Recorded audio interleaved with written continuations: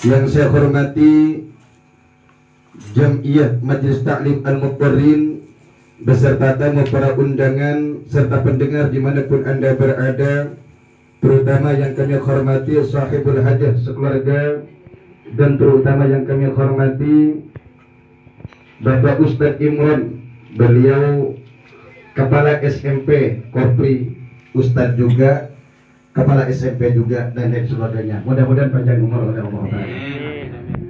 Alhamdulillah, bersyukur kepada Allah karena pada malam hari ini walaupun alhamdulillah cukup sibuk tahlilan 2 tempat, tapi kita masih bisa ketemu di tempat ini dalam rangka silaturahmi setiap malam Jumat.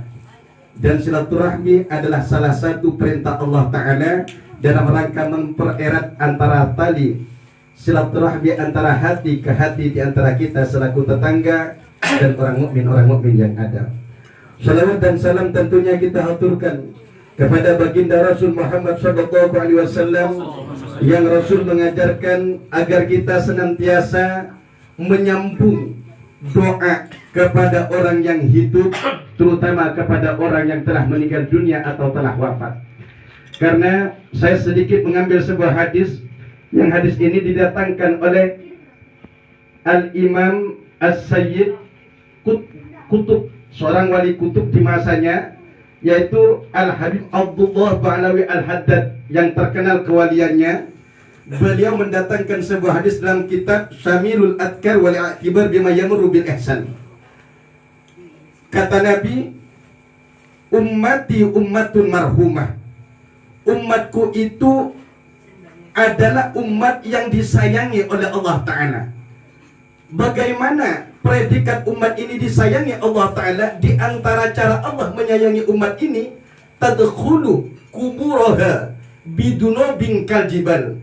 Ada kalanya kita masuk ke dalam kubur, sampailah ajal yang batas waktu yang telah ditentukan oleh Allah kepada kita, dicabut nyawa kita, berpisah kita dengan kedua orang tua kita, dengan anak istri kita, keluarga kita, masuk ke dalam kubur. Ada kalanya membawa dosa-dosa besar, bahkan diberikan oleh Nabi kaljibal, seperti gunung-gunung yang besar.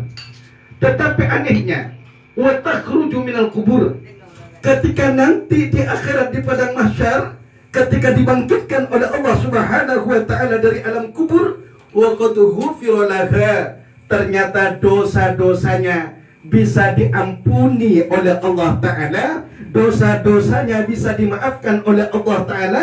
Padahal sebelum dia masuk ke dalam kubur, ketika awal dia masuk ke kubur, dia banyak dosa ke Allah Ta'ala.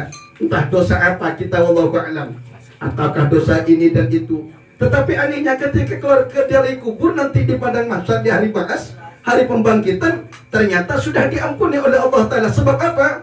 Satu, kata Nabi, bistighfaril ahya lil amwat, sebab istighfarnya, mohon ampunan dari kita yang hidup, lil amwat, untuk orang-orang yang mati. Lagi apa? Wassadaqat, dan sebab sedekah yang dikeluarkan oleh tuan rumah, mengundang tamu-tamu untuk mendoakan keluarga yang meninggal dunia, tentunya ini bernilai sedekah. Jangankan seperti ini, satu air saja, satu gelas yang dapat menghilangkan hausnya seseorang, itu dianggap sedekah. Jangankan itu, lebih kecil lagi, misalnya kita memberi semut gula, 1 gula saja, mungkin 1 titik gula, itu tidak berharga apa-apa bagi kita. Kalau kita bikin kopi tentunya 1 sendok, 2 sendok. Tapi 1 buah gula, 1 titik gula itu sangat berharga untuk semut. Dan ketika ada semut, kita lemparkan 1 gula dalam rangka bersedekah, dan kita niatkan untuk keluarga kita yang meninggal dunia, itu juga dianggap sedekah oleh Allah Subhanahu wa Ta'ala. Dan salah satu cara Allah mengampuni dosa orang yang telah meninggal dunia selain istighfarnya orang yang hidup, wassadaqat, dan sedekah-sedekahnya orang yang hidup, wa du'ai, kata Nabi, dan doa-doa kita, wa qiraatil Qur'ani, dan bacaan-bacaan Al-Quran kita. Maka Ahlus Sunnah wal Jamaah, kalau di Indonesia dipelopori oleh Nahdlatul Ulama, itu sangat menganjurkan. Bahkan setiap malam Jumat kita dianjurkan untuk mendoakan mereka. Karena dalam kitab, kalau tidak keliru kitabnya dalam Sebuah kitab pernah menjelaskan bahwasanya arwah itu pulang setiap malam Jumat dan setiap malam nisfu Sya'ban, setiap malam hari raya Idul Fitri dan malam Idul Adha itu pulang ke rumahnya, melihat apakah masih ada anak-anak yang mengingat orang-orang yang wafat ini dengan sedekahnya, dengan infaknya, dengan doanya, dengan istighfarnya dan lainnya. Kemudian oleh siapa yang dibawa pahala-pahala ini? Ta'tihim bihal malaikah, dibawa oleh para malaikat yang ditugaskan oleh Allah Ta'ala untuk membawa pahala sedekah istighfarnya, pahala sedekahnya, pahala doanya, pahala bacaan Qur'annya. Kemudian dengan apa cara membawanya? Kata Nabi, min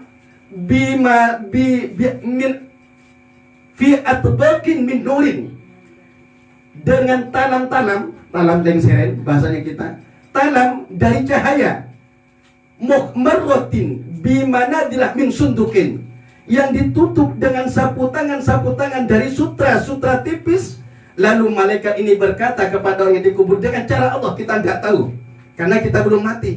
Ini kata Nabi, dengan cara Allah diberikan oleh malaikat ini. Kata malaikat, wa taqulu li ahadihi, malaikat berkata, hadhil hadiyatu ba'atsaga ilaika fulan, he mayit, hadiah sedekah ini, hadiah pahala ini adalah hadiahnya fulan bin fulan, hadiah anakmu, hadiah sahabatmu, hadiah orang-orang soleh yang dulu engkau bersahabat dengan mereka. Ini hadiahnya. Maka apa kata Nabi? Fayasurruhu dzalik wa yaqrahu bihi. Orang yang wafat meninggal dunia itu, ketika sampai kepada mereka hadiah yang didatangkan oleh malaikat yang bertugas ini, mereka merasa gembira, merasa senang. Maka alhamdulillah, Nahdlatul Ulama yang mempelopori di Indonesia ini mengadakan tahlil selama 7 hari. Untuk apa? Yaitu untuk istighfarnya biar tak putus. Karena isinya tahlilan istighfar, doa, sedekah, silaturahmi, dzikir, dan semua itu ada dari Quran dan hadis Kanjeng Nabi Muhammad SAW. Maka kita doakan mudah-mudahan almarhum ayahanda dari keluarga besar Bapak Mahrus keluarga ini, yaitu Bapak Wisnu, mudah-mudahan diampunkan dosa-dosanya oleh Allah Subhanahu wa Ta'ala. Begitu juga ayahanda dan mbah-mbah kita, keluarga kita yang wafat, mudah-mudahan diampunkan oleh Allah Subhanahu wa Ta'ala. Kuburannya dijadikan taman surga, bukan jurang daripada jurang neraka. Dan kelak ketika kita mati, masa ajalnya, mudah-mudahan mati dalam keadaan husnul khatimah. Dan banyak warga dan keluarga serta sahabat kita yang mendoakan baik untuk kita. Mudah-mudahan bermanfaat. Wassalamualaikum warahmatullahi ta'ala wabarakatuh.